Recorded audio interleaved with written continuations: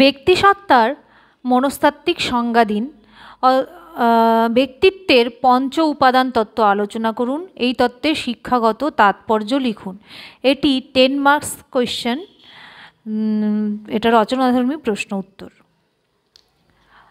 ব্যক্তিসত্তার মনস্তাত্ত্বিক সংজ্ঞা দিতে গিয়ে মনোবিদ আলপোর্ট বলেছেন, পরিবর্তনশীল সক্রিয় জৈব মানসিক সত্তার যে সমন্বয় ব্যক্তির অভিযোজনমূলক আচরণে তার নিজস্বতা প্রকাশে সহায়তা করে, তাই হলো ব্যক্তিসত্তা। ব্যক্তিত্বের পঞ্চ উপাদান তত্ত্ব। ব্যক্তিত্বের সংলক্ষণ হলো ব্যক্তিসত্তার এমন কিছু বৈশিষ্ট্য যা চিন্তাভাবনা, অনুভূতি ও কার্যকারিতার মাধ্যমে প্রকাশিত এবং যা তাকে অন্যদের থেকে পৃথক করে। ব্যক্তির ব্যক্তিত্ব পরিমাপের এই ধরনের সংলক্ষণকে নিয়ে অনেক গবেষণালব্ধ তত্ত্ব আবিষ্কৃত হয়েছে। এরকমই একটি ব্যক্তিত্বের সংলক্ষণ সংক্রান্ত তত্ত্ব বা মডেল হলো 5 factor theory or big 5 factor theory. বিজ্ঞানীরা এখন পর্যন্ত ব্যক্তিত্বের উপাদান বিশ্লেষণ করে 3500 সংলক্ষণের খোঁজ পেয়েছেন। এতগুলি সংলক্ষণের মধ্যে ব্যক্তিত্বের মূল গঠনকে তুলে ধরার জন্য 3500 এর মধ্য থেকে সংলক্ষণকে নিয়ে ব্যক্তিত্বের একটি আদর্শ গঠন কাঠামো তৈরির চেষ্টা করেছেন মনোবিদগণ, যাকে বিগ 5 ফ্যাক্টর মডেল বলা হয়। কোস্তা অথবা ম্যাককার্ক প্রমুখ ব্যক্তি এই মডেলের প্রবর্তক হিসেবে সুপরিচিত। তো এই মডেলের বিগ 5 ফ্যাক্টর মডেল অথবা 5 ফ্যাক্টর থিওরি অফ পার্সোনালিটির প্রবর্তক হলেন কোস্তা অথবা ম্যাককার্ক। এই বিগ 5 ফ্যাক্টর মডেলটি ক্যাটেলের 16টি পার্সোনালিটি ফ্যাক্টরের মৌলিক নীতির উপর ভিত্তি করে গঠিত হয়েছে। এই তত্ত্বের মূল বক্তব্য হল যে কোনো প্রাপ্তবয়স্ক মানুষের সমগ্র ব্যক্তিত্বকে 5টি উপাদান দ্বারা ব্যাখ্যা করা সম্ভব। এই তত্ত্ব অনুযায়ী 5টি উপাদান হল, ট্রেটের 5টি উপাদান হল ও হচ্ছে মুক্ত অভিজ্ঞতা বনাম বদ্ধ অভিজ্ঞতা। এটার ও এর ফুল ফর্ম আছে openness to experience versus not open to experience. Openness to experience versus not open to experience, মুক্ত অভিজ্ঞতা বনাম বদ্ধ অভিজ্ঞতা। আর সি 2 নম্বরে আছে সি, নৈতিকতা বনাম অনৈতিকতা। সি বলতে কনসিয়েন্টিয়াসনেস ভার্সেস আনডিরেক্টেডনেস।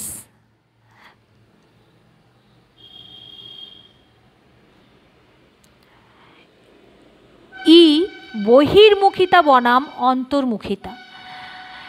এক্সট্রাভার্সন ভার্সেস ইন্ট্রোভার্সন। এ গ্রহণযোগ্যতা বনাম গ্রহণযোগ্যতার অভাব।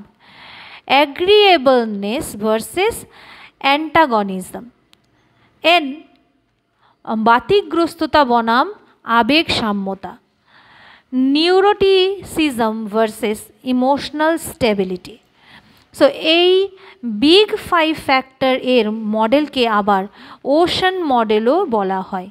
এখানে দেখুন OCEAN, ওশান, ওশান মানে সমুদ্র। তো এই ওশান লেখা আছে এখানে, একে ওশান মডেলও বলা হয়। এই মডেলের উপাদানগুলি নিচে ব্যাখ্যা করা হলো।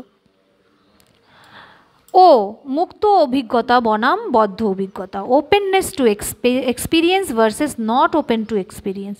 যে কোনো প্রাপ্তবয়স্ক ব্যক্তির ব্যক্তিত্বের সংলক্ষণে এই উপাদানটির 2টি বিপরীতমুখী বৈশিষ্ট্য পরিলক্ষিত হয়।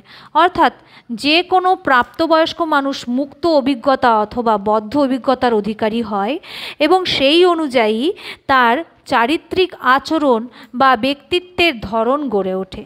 মুক্ত অভিজ্ঞতার ক্ষেত্রে ব্যক্তির চিন্তা প্রত্যক্ষণের পরিধি বিস্তৃত ও গভীর হয়।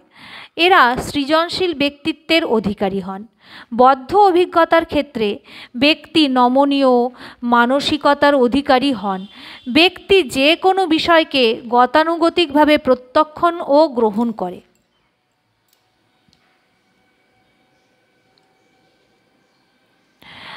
নৈতিকতা বনাম অনৈতিকতা 2 নম্বরে আছে সি। সি বলতে কনসিয়েন্সিয়াসনেস অ্যান্ড আনডিরেক্টেডনেস। এই তত্ত্বানুযায়ী ব্যক্তিসত্তার দুটি ধরন হতে পারে, নৈতিকতা অথবা অনৈতিকতা। এই দুটি ধরনের যেটি ব্যক্তির মধ্যে বিরাজমান, ব্যক্তি সেই অনুযায়ী ব্যক্তিত্বের অধিকারী হয়।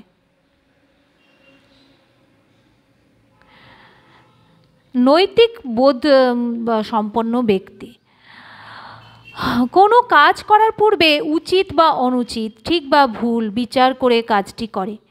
নিজস্ব চাহিদা পূরণে বিলম্ব হলেও সে সময়ের অপেক্ষা করে দ্রুততার জন্য অনৈতিক ও সংক্ষিপ্ত পথ বেছে নেয় না।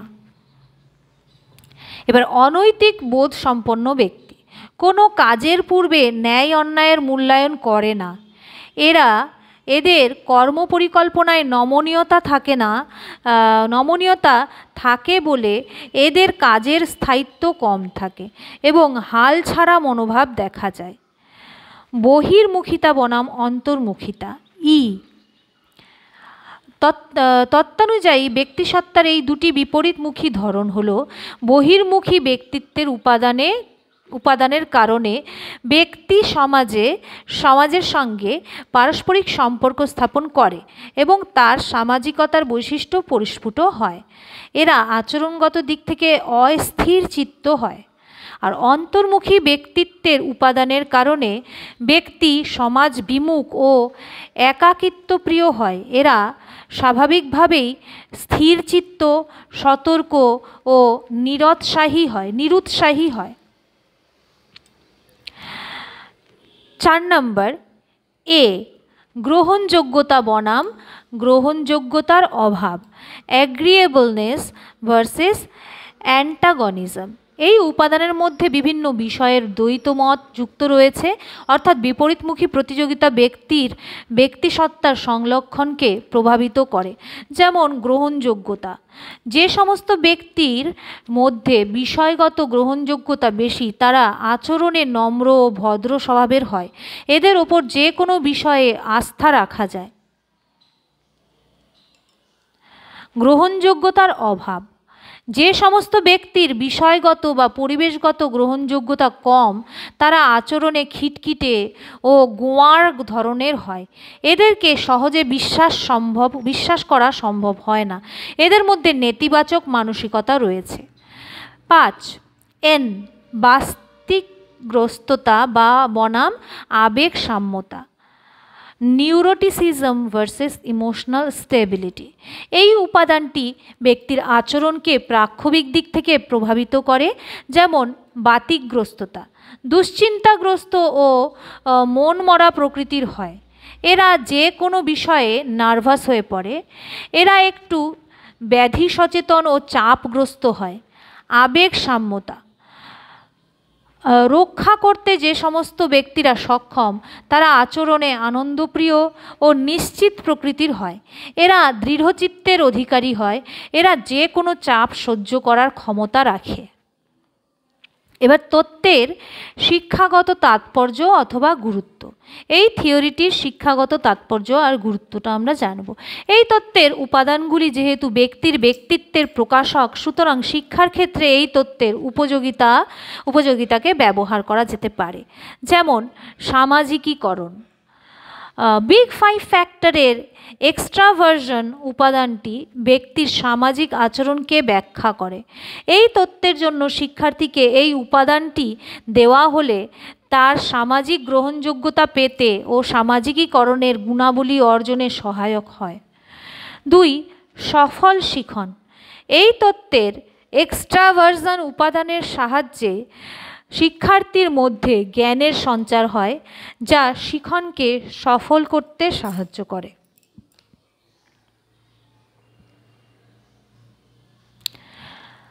3 পরিকল্পনা তৈরি, প্ল্যান মেকিং। সঠিক পরিকল্পনা রচনার মাধ্যমে সফলতা অর্জনে ও বিষয়গত সংগঠনের কাজে কনসিয়েন্সিয়াসনেস ব্যক্তিকে সাহায্য করে বা সহায়তা করে। 4 জ্ঞানের সঞ্চার, অ্যাকোয়ায়ার্ড নলেজ।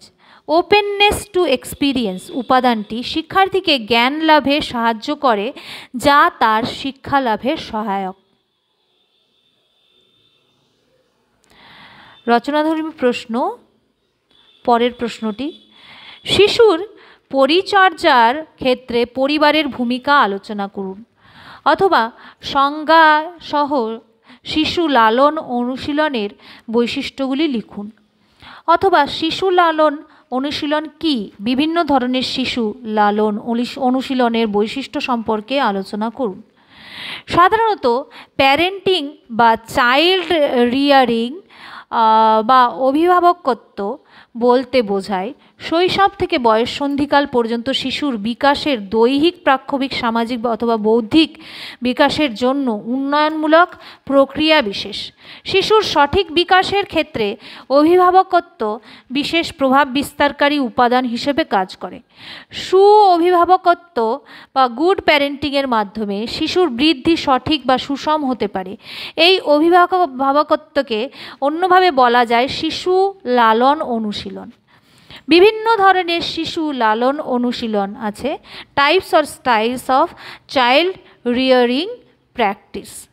অভিভাবকত্বের ধরন হলো কোনো পরিবারের সামগ্রিক প্রাক্ষবিক পরিবেশগত অবস্থা। মনোবিদ ডাইনা বাউমব্রিন্ড 4 ধরনের অভিভাবকত্বের কথা উল্লেখ করেছেন। এই অভিভাবকত্বগুলিকে তার নীতি বা বৈশিষ্ট্য সহ আলোচনা করা হলো। স্বেচ্ছাচারী, এই ধরনের অভিভাবকত্বের বা শিশু লালন পালনের নীতি হল স্বেচ্ছাচারী পিতামাতা প্রকৃতিতে প্রচণ্ড কঠোর ও অনমনীয় মানসিকতা সম্পন্ন হয়ে থাকে। তারা শিশুদের কাছে অনেক বেশি আশা বা চাহিদা রাখে, কিন্তু শিশুদের প্রতি যথেষ্ট দায়িত্ব পালন করে না। স্বেচ্ছাচারী নীতিসম্পন্ন পিতামাতারা কিছু কঠোর নিয়মের অনুশাসন পালন করতে শিশুদেরকে বাধ্য করে এবং শিশুদের নিকট থেকে উচ্চ পর্যায়ের আনুগত্যতা আশা করে। স্বেচ্ছাচারী অভিভাবকত্বের অনুশাসনে পালিত শিশু কাজে নিরুৎসাহী, অধিক মেজাজি ও হতাশাব্যঞ্জক মনোভাবাপন্ন হয়। কর্তৃত্বপ্রিয়, এই ধরনের অভিভাবকত্বের নীতিসমূহ হল এই ধরনের পিতামাতাগণের শিশুদের প্রতি আশা বা চাহিদা এবং তাদের প্রতি দায়িত্ব পালনের প্রবণতা মধ্যম স্তর বা মিডিয়াম লেভেলের হয়। এই ধরনের অভিভাবকগণ শিশু লালন পালনে ধনাত্মক শক্তিদায়ক উদ্দীপক বা পজিটিভ রিইনফোর্সমেন্ট ব্যবহার করেন এবং কদাচিৎ শাস্তির ব্যবস্থা করে থাকেন। এখানে পিতামাতাগণ শিশুদের অনুভূতি এবং সক্ষমতার ওপর অধিক সচেতন থাকেন এবং যৌক্তিক পর্যায় পর্যন্ত বা সীমা পর্যন্ত শিশুর স্বাধীনতা দানকে সমর্থন করেন। এই জন্য গবেষকগণ এই ধরনের অভিভাবকত্বের ধরনকে অধিক কার্যকরী হিসেবে বিবেচনা করে থাকেন। 3. সম্মতিপ্রবণ, এই ধরনের অভিভাবকত্বের নীতিসমূহ হল সম্মতিপ্রবণ। অভিভাবকদের পিতামাতাগণ শিশুদের প্রতি আচরণে উষ্ণ বা উদার ও গ্রহণযোগ্য মনোভাব সম্পন্ন হন। এটি মধ্যবিত্ত পরিবারে অধিক পরিলক্ষিত হয়। এখানে পিতামাতাগণ শিশুদের প্রতি কোনো আশা বা চাহিদা রাখে না এবং তাদের আচরণে কোনো নিয়ন্ত্রণ আনার চেষ্টা করে না। পিতামাতাগণ প্রয়োজনাতিরিক্ত সীমায় শিশুদের যে কোনো সিদ্ধান্ত গ্রহণের স্বাধীনতা দিয়ে থাকে। সম্মতিপ্রবণ অভিভাবকত্বে শিশু সাধারণত খুশি থাকে, কিন্তু কখনো কখনো নিজস্ব নিয়ন্ত্রণ ক্ষমতাকে হারিয়ে ফেলে। 4. উদাসীন অথবা আনইনভলভড, উদাসীন প্রকৃতির অভিভাবকত্বের নীতিসমূহ হল এই ধরনের অভিভাবকত্বে পিতামাতাগণ শিশুদের কাছে প্রায়শই প্রাক্ষবিক ও শারীরিক অনুপস্থিতি থাকেন। পিতামাতাগণ শিশুদের প্রতি খুব সামান্য এবং একেবারেই কোনো আশা বা চাহিদা বা ডিমান্ড রাখে না এবং শিশুদের সঙ্গে নিয়মিত যোগাযোগও রাখে না। এখানে পিতামাতাগণ শিশুদের চাহিদার প্রতি অসচেতন হন এবং কোনো দায়িত্ব পালন করেন না। উদাসীন প্রকৃতির অভিভাবকত্বে পালিত শিশুদের সামাজিক দায়বদ্ধতা কম হয়। কোনো ক্ষেত্রে শিশুদের পারদর্শিতার বিকাশ যেমন হয় না, তেমনি মানসিক বিকাশও যথাযথ ঘটে না এবং তাদের আচরণও ত্রুটিযুক্ত হয়ে থাকে। ফলে সেই সব শিশুরা নানা ক্ষেত্রে সমস্যার সম্মুখীন হন।